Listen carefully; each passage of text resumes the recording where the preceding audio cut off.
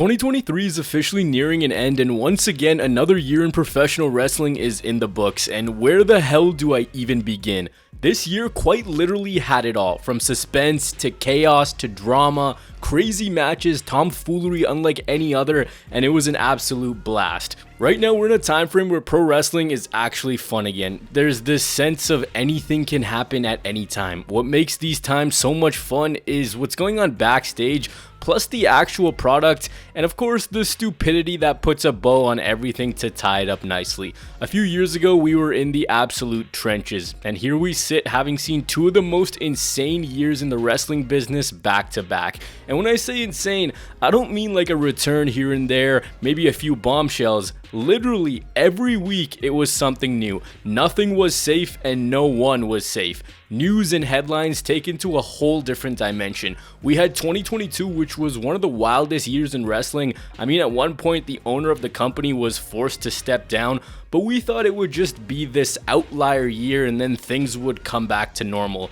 Boy, were some of us ever wrong, because once again we got a jam-packed wrestling year that at some points didn't even feel real because of what was going on. So let's go back and look at it all. The returns, the chaos, the drama, the brilliance, and the overall insanity of the past few years in professional wrestling. The highlight of this video is two key years in wrestling, but we can't just jump into those two mind-boggling years without going back a little. The start point for the madness is actually 2020, a year that feels lost for so many reasons beyond wrestling. Everyone remembers that crazy moment at the 2020 Royal Rumble where Edge shocked the wrestling world to its absolute core, a moment which made you do a triple take.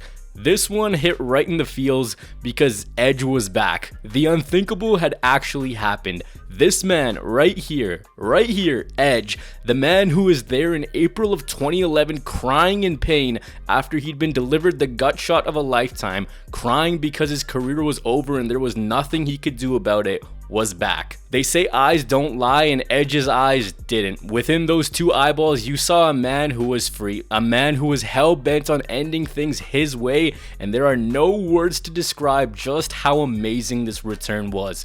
2020 was off to a hot start in the WWE. It looked like that year's WrestleMania was going to crown some new stars to lead WWE into the future, and it would be a blast.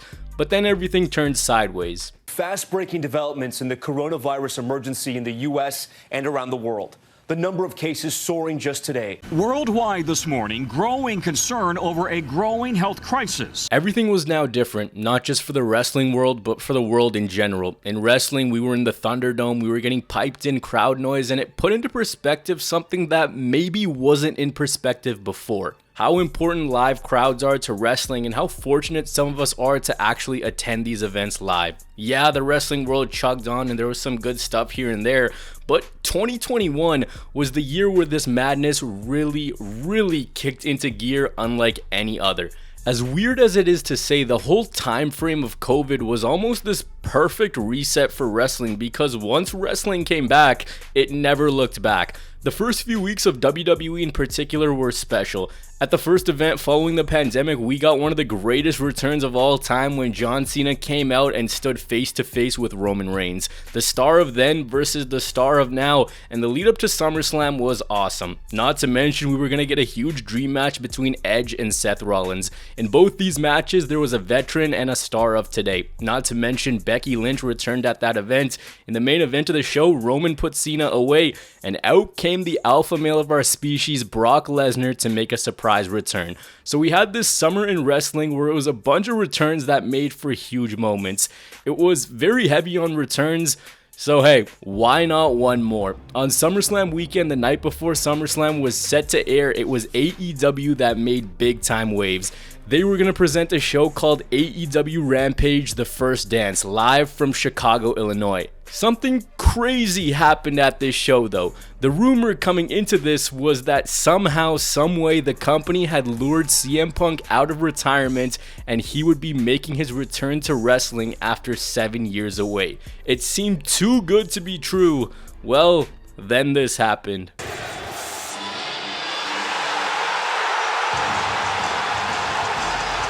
The roof blew off that place when CM Punk entered that arena. It reduced grown men to tears and it seemed unfathomable, impossible, and simply not real. CM Punk was back in professional wrestling. This dude's name rang through arenas for years, and it was still a relatively new promotion that was able to get him to sign on the dotted line and bring him back. So 2021 ended, and that summer, simply put, is one of my favorite time frames in wrestling ever. Moving into the next year, all hell completely broke loose. As the calendar shifted from 2021 to 2022, shit got real, and it wasn't one of these things that just had peaks and valleys and just continued for the entire year. This wasn't a normal wrestling year with a couple backstage stories, some incidents here and there, some signings, and just your standard wrestling year. This was mind-blowing. And of goddamn course, it started on the very first day of the year. We gotta start on January 1st, where WWE presented their first ever Day 1 pay-per-view event. On this day, we were immediately given a dose of what 2022 was gonna look like for the wrestling world, and it was pure, unadulterated fuckery. This show was built around Brock Lesnar and Roman Reigns for the Universal Championship. Sometime before the show was set to go live, it was revealed that Roman Reigns had tested positive for COVID-19 and that he was pulled from the show. Roman Reigns had been holding the Universal Championship for 500 days up until that point. The main event was put into disarray, and this wasn't just some Joe Schmo match. This was the company's biggest star, their headliner, main eventing in a story that had been picked back up since August of the previous year. So with Brock Lesnar still there, the WWE ended up putting Brock into the Fatal 4-Way WWE Championship match. And ladies and gentlemen, this is a butterfly effect that is still felt to this day. Brock Lesnar ended up winning the WWE Championship, but he was actually supposed to win the Universal Championship and end Roman's reign, which would lead to a rematch at WrestleMania. Instead, he ended up winning the WWE title, which was actually supposed to have been won by Seth Rollins, who is set to enter WrestleMania as the WWE Champion. It's a butterfly effect that continues to go till this day. If Brock beats Roman, maybe we don't get day number 1000 in his reign. Maybe we don't get the crazy segments with the Bloodline. Maybe we don't even get their last man standing match. Maybe Paul Heyman isn't with Roman at this point. And of course, the Mania main event isn't for both titles. And if Seth walks into Mania as champion, who takes his role in the mystery opponent storyline? It's a chain of events that all started on New Year's Day 2022 and changed WWE forever. But Day 1 wasn't the only January pay-per-view that WWE was gonna run. For us wrestling fans, the Royal Rumble is one of the most exciting shows of the year, and when January rolls around, the anticipation, the excitement, the togetherness is at an all-time high. But this Rumble was a complete flop. Genuinely, the show peaked with the first match and it was downhill after that. To end the night, Brock Lesnar won the Royal Rumble. We all knew this was going to happen since he lost the WWE title earlier in the night, but all anyone could talk about was just how bad, messy, and just boring this Royal Rumble match was. This was such a clusterfuck that even Kofi Kingston couldn't hit his signature save spot that he does every single year. But then somehow it got even more crazy. Following the show, we found out that one of the producers was fired, and that individual ended up being Shane McMahon, the son of WWE owner Vince McMahon. Why did he get fired? Well, because Shane simply went into business for himself. He put himself as the 28th entrant, and it's reported that Shane was producing this Rumble with his best interest in mind. He was adamant of a high number in the match, and he only wanted to be tossed out by the eventual winner. Also, Shane, who, mind you, can't throw a punch to save his life, demanded to win a striking battle against Matt Riddle, an actual MMA guy. Apparently, Shane McMahon, going into business for himself and his ideology of booking this match, butted heads with other producers, and he just caused absolute chaos. The chaos plus the match being really bad after he ticked off a lot of higher ups resulted in Shane McMahon's dad giving him the boot. See you later, but the madness doesn't end there. It was also at this time where another huge bombshell dropped, and that came to us from the other side in All Elite Wrestling. Rumors started to emerge that there was a contract dispute between Tony Khan and Cody Rhodes, that the two sides couldn't agree on a new deal and that Cody would be leaving AEW. Keep in mind, Cody was the guy who played agitator at every point. He was anti-WWE like no one else. He was the guy who helped an upstart promotion get its name. And the fact that one of the EVPs was now leaving was insane. Cody rocked up on Dynamite and in an underlying way said that this was no longer his home anymore. After this, he officially announced that he and his wife Brandy were leaving AEW. Whispers started to come out that Cody Rhodes was WWE bound, but we all know this business. Anyone can start a rumor that anyone can run with. But then those rumors started to get fed just a little bit more. The rumors ran wild, but what WWE was running was a storyline where Seth Rollins couldn't find his way to WrestleMania. His road to the show always hit a roadblock. Remember earlier how I said it was supposed to be him as the WWE champion? Well, his path was unclear and now every week ended in heartbreak for Rollins. Eventually, Vince McMahon told him that he had found a mystery opponent that would reveal themselves at WrestleMania, and every week it just became this guessing game as to if Cody Rhodes was going to appear in the WWE. It seemed logical, and every Monday we had teases, but the excitement, it was at a fever pitch, and still, you didn't know. It could happen, it could not happen. Even though at this point it was as good as confirmed because of how much it was reported, WWE to AEW deflections had happened, but AEW to WWE deflections and an EVP no less was something that you had to see to believe. We got to WrestleMania Night 1 in Dallas, and with Seth Rollins ready to go in the ring, this is what we heard. Wrestling has more than one. The prodigal son returned home to the WWE. He left like this. He left as an afterthought. He left bitter about where he was. He left bitter about who he was. But he returned in a way that they just could not deny him. Everything was the same, from the music to the presentation. This man rebuilt his career and had an earth-shattering return back to the WWE. And let's not forget where he did it. The entire wrestling world's eyes were on one city and one event. The biggest wrestling event of the year, WrestleMania. Casual banger with Seth Rollins, no problem. The simplicity of a contract dispute going wrong, someone knowing their worth and then eventually exploding in popularity even more is ridiculous. Cody Rhodes was back in the WWE and he was here to stay. This was on night 1 of WrestleMania, but there was another huge return. Cody's was earth-shattering, this one was glass-shattering. On the road to WrestleMania, Kevin Owens just became the ultimate Texas hater and hated on everything that involved Texas, including Stone Cold Steve Austin. It was confirmed that Austin would be at the event and he would be a part of the Kevin Owens show to cap off the first night of WrestleMania. But when that night was coming to an end, Stone Cold came with his working boots on. To end WrestleMania 38, we had Stone Cold Steve Austin versus Kevin Owens. Austin hadn't wrestled a match in 19 years. He said no to multiple matches, but he was back and he was fantastic. As fans, you and I didn't want to see him come back and ruin his legacy. We'd seen it with Shawn Michaels, where sometimes it's left better untouched, but this man not only came back, but he was taking bumps onto the concrete, wrestling like he was a SmackDown Here Comes the Pain character on crack, and it was insane. A nearly 60-year-old Stone Cold Steve Austin main evented night 1 of WrestleMania in his home state, and if you had that on your bingo card of things to happen in 2022, I don't know, go buy a lottery ticket or something. Mania Night 1 was historic, and we saw 2 grand returns in WWE, which were astounding.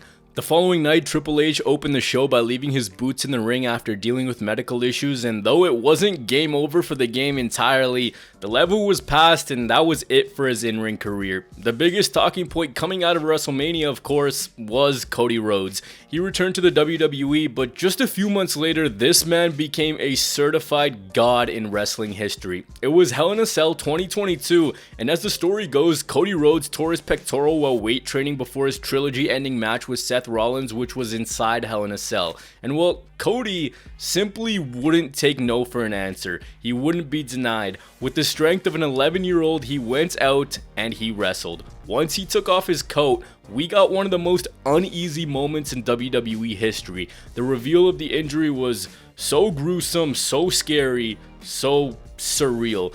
But this dude proved his worth on this night. He didn't opt for a replacement. He didn't opt to call it a day and have a 5-minute match and go get surgery. He wrestled Seth Rollins in a 5-star classic where he became an absolute legend.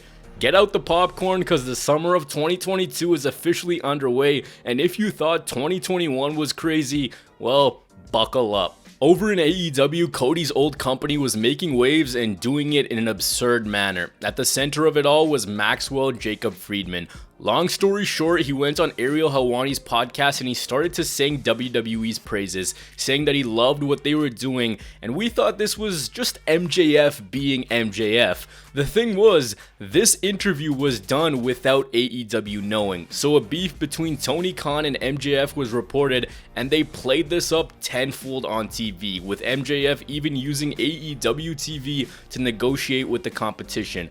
MJF simply told everyone he was gonna go where the money was. At one point, he even quote tweeted Tony Khan saying, quote, "Fucking LOL, fuck this place, man," end quote.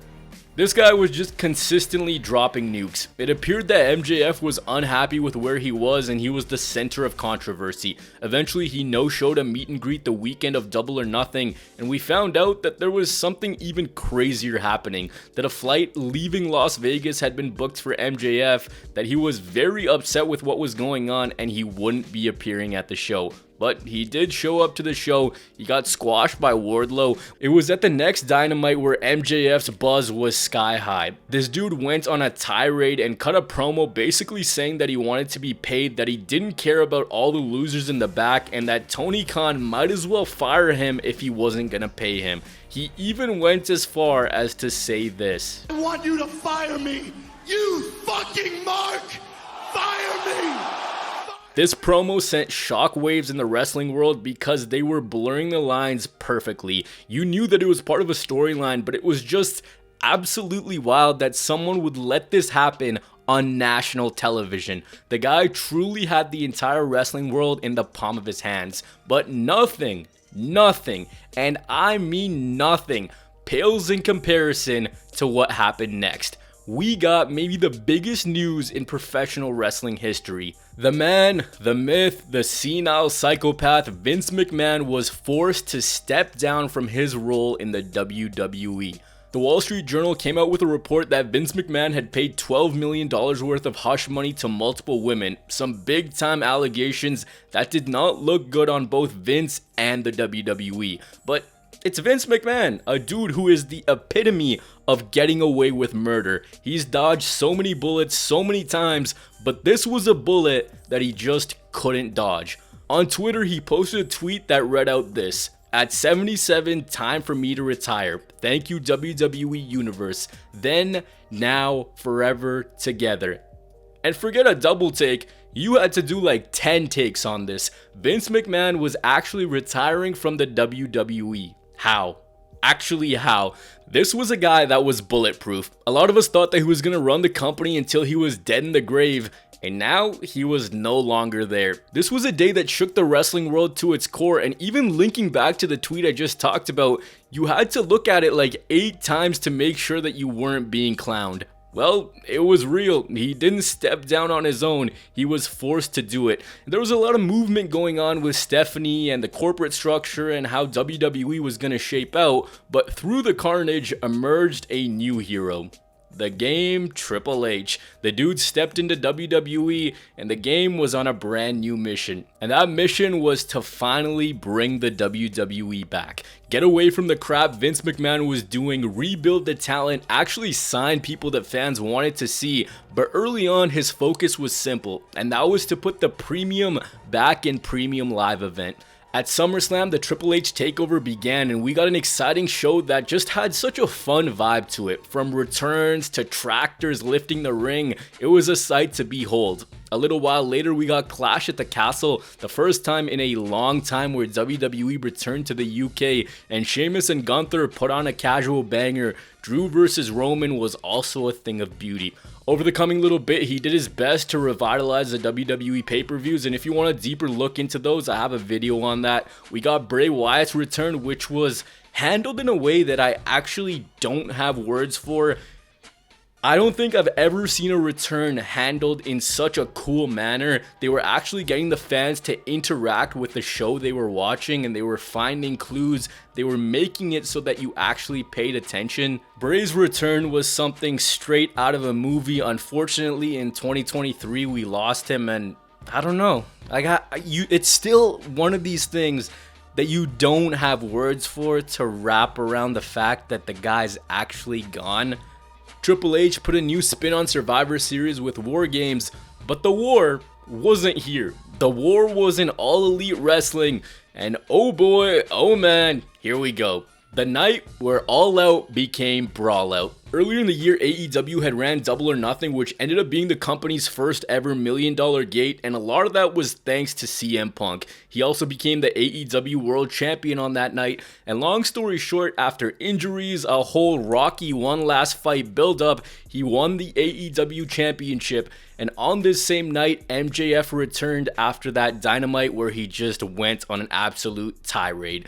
And then things went so damn fucking sideways. Following this, AEW ran their normal media scrum where CM Punk flipped the wrestling world upside down. Forget MJF's tirade, this was something else. Here is the AEW media scrum from hell. He put his own company on blast and even pointed fingers at those in charge. He called Adam Page a quote dumb fuck, called the EVPs out, and this wasn't just some storyline. This was Punk coming out to the press conference with something to get off his chest. Tony Khan couldn't do anything but watch in disbelief as he tore a hole through his EVPs, addressed backstage issues, and all of this stemmed from the fact that there was a lot of negativity coming out about Punk, and according to him, it was all because of the Elite. This press conference is something you need to watch to believe, and just how much dirty laundry was aired out during this time is actually crazy.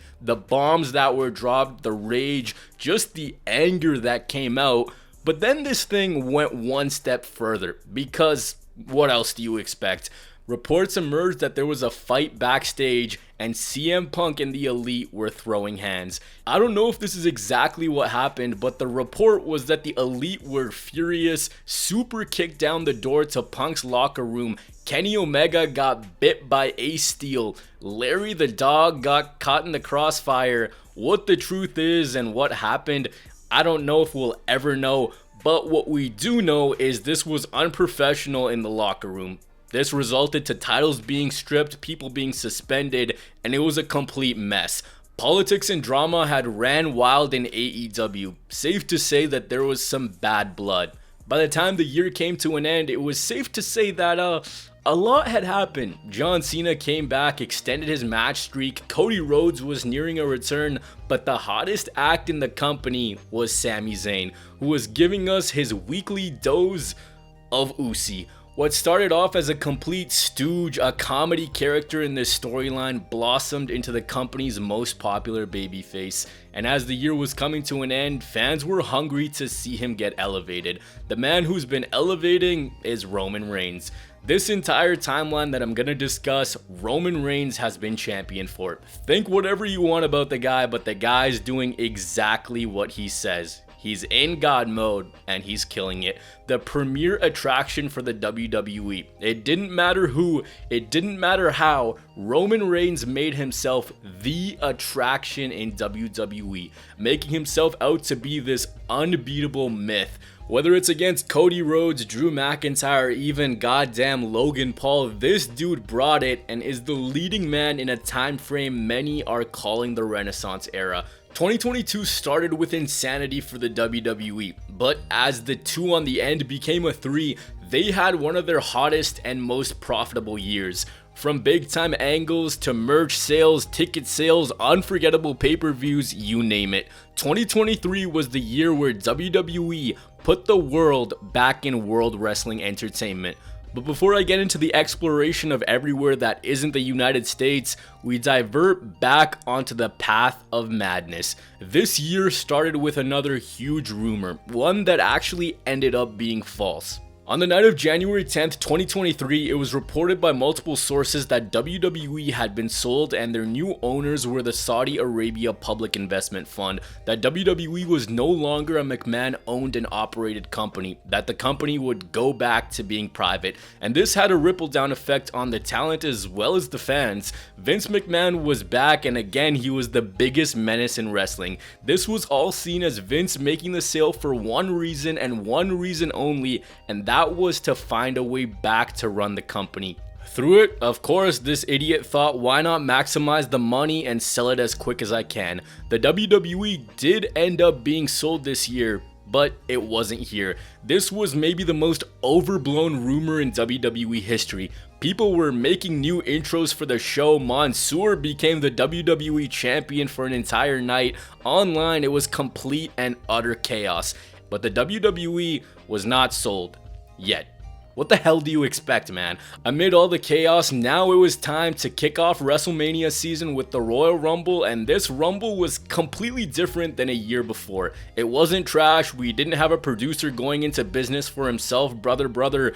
We did, however, have Ricochet and Logan Paul colliding in midair to create a viral moment unlike anything we've seen before. Cody Rhodes made his return following that absolutely brutal pectoral injury I talked about earlier, and who in their right mind thought that this quickly he'd end up winning the Royal Rumble? Then, to end the show, Sami made a choice.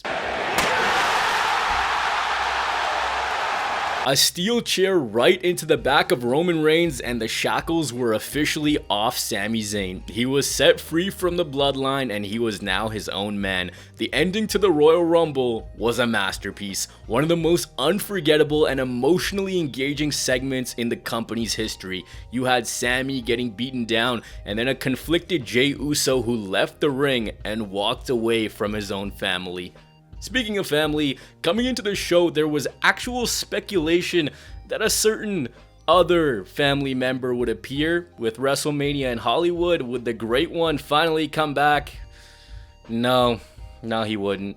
I don't care what you guys say, I still want that match. The road to WrestleMania had begun, and this might be one of the best journeys we've had to WrestleMania. A huge stop before that was Elimination Chamber in Montreal, a night that's best described as simply phenomenal. We had a great chamber match from the men, genuinely a match that is among the top tier in Elimination Chamber history, but anyone could have done anything in the chamber and it would pale in comparison to Sami Zayn. This night belonged to one man and one man only, and that was him. In front of his hometown crowd, he returned to a hero's welcome straight out of a movie. The decibel level in the building probably wasn't safe for your ears because it was that loud. The crowd wanted one thing and one thing only, and that was for Sami to overcome the tyrannical ruler. But it didn't happen. Regardless, the night was unforgettable, and this was just the beginning for WWE pay-per-views outside of America. The next stop, WrestleMania. And WrestleMania this year was everything it should be. A spectacle that lived up to its name and its hype. This actually deserved to be in Hollywood. There was crazy star power, huge matches, and the vibe of it just felt big time. The biggest question was who was going to win the main event. Night 2 of WrestleMania, and the most unpredictable main event in a long time. Roman Reigns versus Cody Rhodes, undisputed WWE Universal Championship. 1 year after he made his grand return, here he was, Cody Rhodes, main eventing a fucking WrestleMania. This guy who left as Stardust, rebuilt his career, and now he was back. 1 year later, a year which he missed most of, mind you, he was in the biggest match of his life against the biggest star in the wrestling business. Actually, take a second to think about how crazy that really is.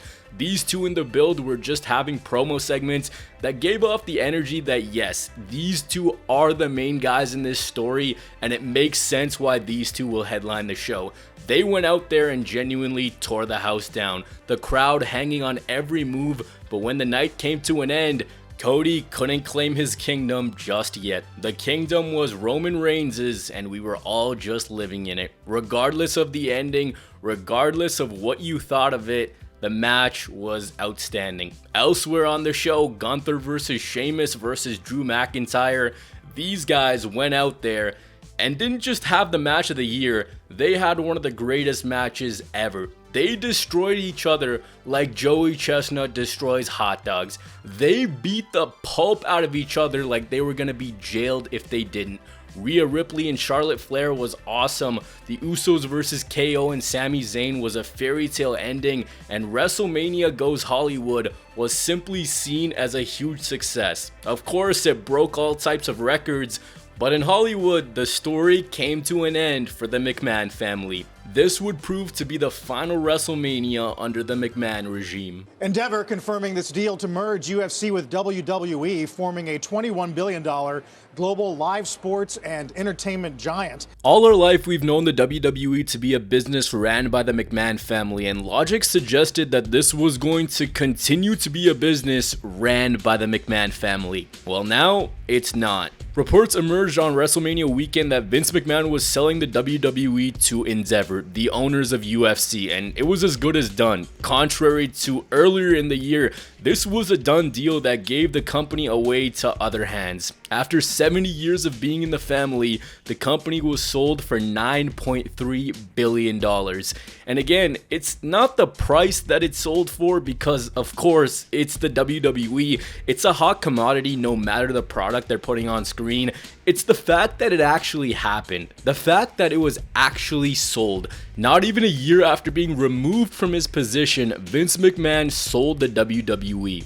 But he also did one more thing that felt like it was actually happening, and that was snaking his way back into the WWE. On no night was this more evident than the Raw after WrestleMania, because this shit was ass. Maybe it was our expectations or maybe it was something else, but the WWE churned out literally one of the worst Raw after WrestleManias ever. The whole show lacked direction, there was no big return, there was nothing of substance, and coming off that Mania that so many of us thought was great, we were expecting something big. Well, they didn't produce something big, they produced a show that was unadulterated Rikishi cheeks. World Wrestling Entertainment was goofing up, but it didn't take them long to get back into form. Earlier, I touched on the fact that WWE put the world back in World Wrestling Entertainment. They went to Montreal for the Elimination Chamber. This insanity continued at Backlash in San Juan, Puerto Rico. And what made headlines on this night was the performance of Bad Bunny. Yes, that Bad Bunny, the most streamed artist in the world, rocked up to Puerto Rico in front of his people, and well, take it away. The pop for him during his entrance was nuts. You couldn't have scripted his entrance any better. The whole crowd in unison sang Chambea, and you thought this was a sight to behold. Wait until the bell rang. Bad Bunny and Damian Priest went out there and just simply stole the show with a brilliant San Juan street fight. This man proved that he just wasn't a wrestling fan because of the media. He wasn't a wrestling fan to get more exposure. This dude is a straight up nutcase. Night of Champions followed, where we crowned a brand new World Heavyweight Champion, that being Seth Rollins, and we got the World Heavyweight Championship back. That's something pretty crazy, and that's something that fans wanted for a long time. Also on this night was the super kick heard around the world. Not me, but Jimmy Uso. With tensions building in the bloodline, Roman becoming the most narcissistic version of himself, Jimmy finally had enough. And with one kick, one act of defiance, he didn't just kick his cousin in the face, but he kicked off the summer of the bloodline. The time where these boys just went out and gave us segments that were probably written by people who make movies. They brought in emotion, they brought in their family lineage, but the question on everyone's mind was, where does Jey Uso go? With his brother or with Roman Reigns? The summer was on, and I don't know if you guys have been watching the whole video, but for the third straight summer, it was straight fire. In AEW, they presented Forbidden Door 2, a crossover pay-per-view between AEW and New Japan. If we backtrack an entire year beforehand, this show was completely cursed. Every other day there was someone new going down with an injury or some problem happening to put the show in trouble, but they muscled on, we got that show, and it was very well received. And this was for the true hardcores, for the true wrestling purists, and that was something that they had just been dreaming of, and they finally got it. I feel like so much has happened that we've almost become numb to how much is happening, if that makes any sense. Well, anyways, 1 year later we had this second installment, and we had wrestling to satisfy your needs until the very end of time. This show was headlined by two big time matches. The first was Bryan Danielson and Kazuchika Okada in the main event, which was strong, but easily the show stealer of the night was the second match of 2023 between Will Ospreay and Kenny Omega, who went out there and just did something that I don't even have words for. Their match was insanity brought up to 11, but the summer of 2023 for AEW isn't so much remembered for this as it is their brand new show, and of course, CM Punk, which might as well stand for Controversy Machine. AEW debuted their third weekly episodic television show, AEW Collision, in June of 2023. And you're thinking to yourself, this has to be done to accommodate their huge roster and give others a chance to really build themselves up, spread out the competition, and in turn create internal competition. Nope. The basis behind the show was to give CM Punk his own show so that he was kept far away from the elite. I talked about Brawl Out earlier in this video. Well, CM Punk returned to AEW following 9 months away, and this guy just started shooting like he was Shah Rukh Khan in Dawn. He came out and called the EVPs, quote, counterfeit bucks, even saying that the Warner Bros. President calls him One Bill Phil, and it was very, very evident that CM Punk and the Elite were not going to see eye to eye.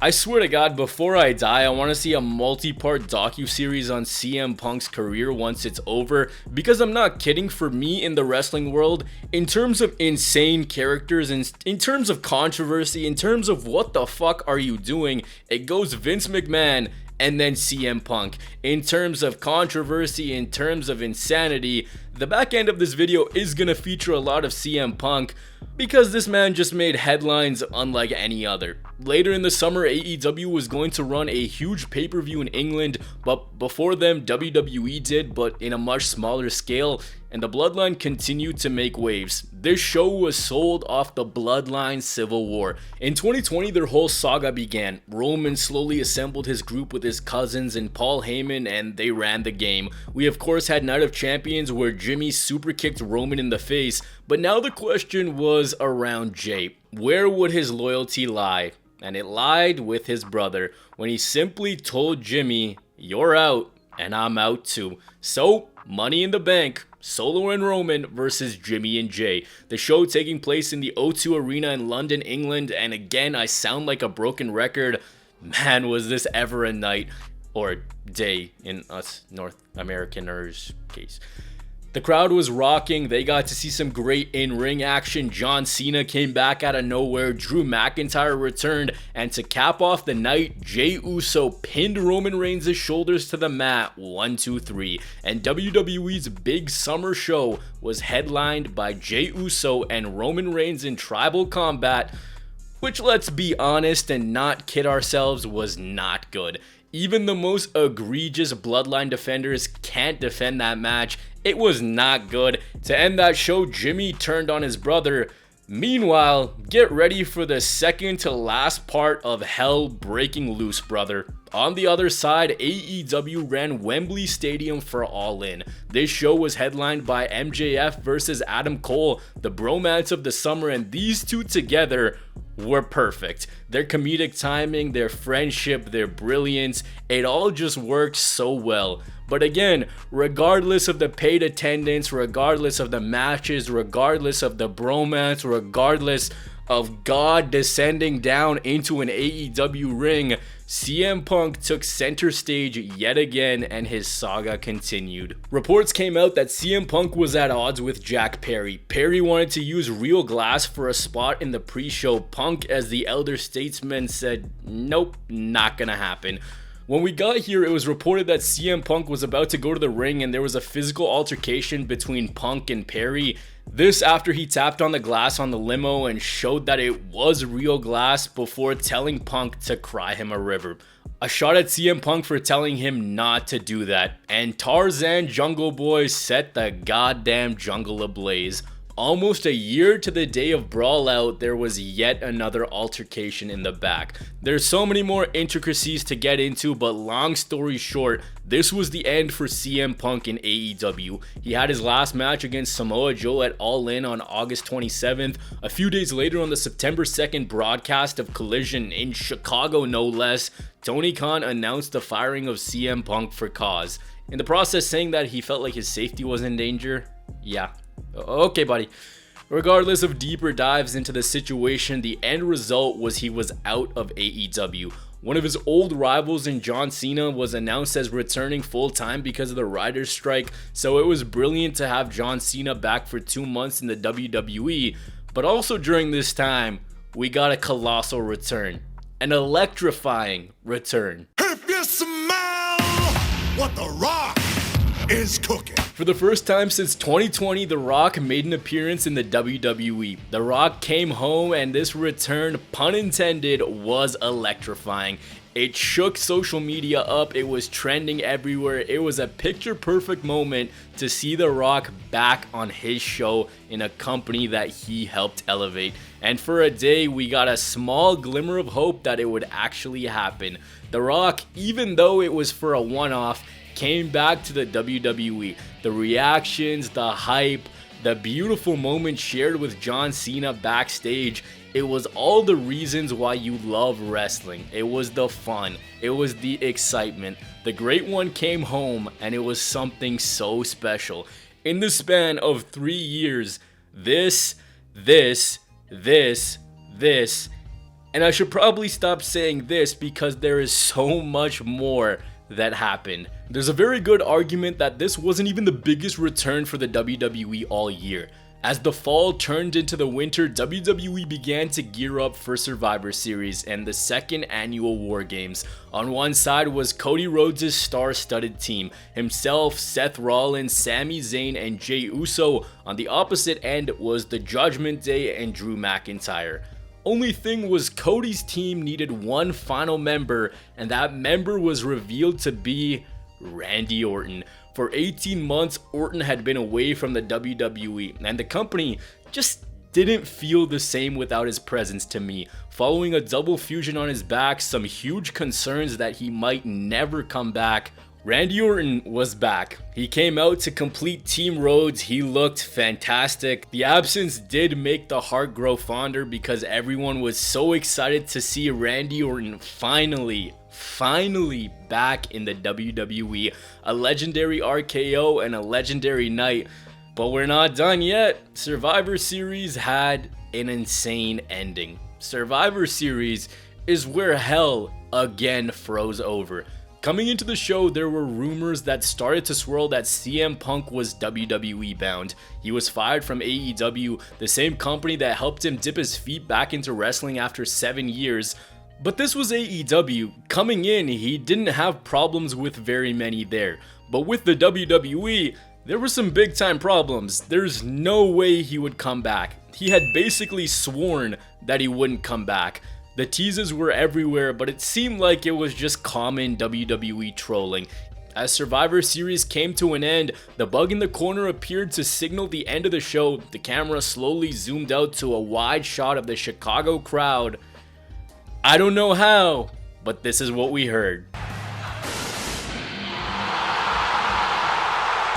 Cult of Personality hit, and CM Punk was back in the WWE after nearly a decade away. It didn't even look real. It looked like something that shouldn't be happening in 2023. We'd been conditioned to believe that CM Punk and a WWE logo should not be associated with one another because hope was lost. It felt like for the longest time that this was actually a case where you do wave the flag and just go, no, it's not gonna happen. This is a guy who's left WWE and he's not gonna come back. But if the past few years have taught us anything, it's never say never. Those fake ass CM Punk on Raw graphics actually are real, and this return simply set social media ablaze. CM Punk was actually back in the WWE. In his hometown of Chicago, they actually did it. The impossible became possible. Genuinely, the whole situation is so crazy. If the whole debacle in AEW doesn't happen, CM Punk never ends up in WWE. Even if you remove AEW from the equation and there isn't another startup company, theoretically, CM Punk might not be back in the WWE. It's crazy how in a strange way all this stuff is interconnected in a weird, jumbled up wrestling puzzle, but it's just been crazy.